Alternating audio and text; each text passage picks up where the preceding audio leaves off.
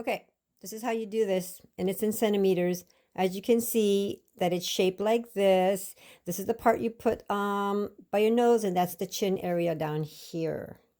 Okay, so from here to here is 5 centimeters. From here to here is 3.5. From here to here is 3.5. From here to here is 8.5 centimeters. From here to here is 12 centimeters.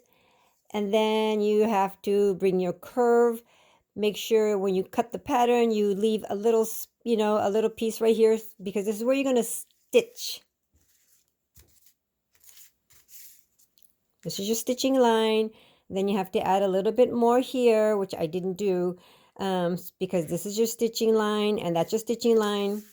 And this part here, as you can see, I have it dotted. It's where you're going to fold and insert your string. Oh, I bet cord might even work. Okay.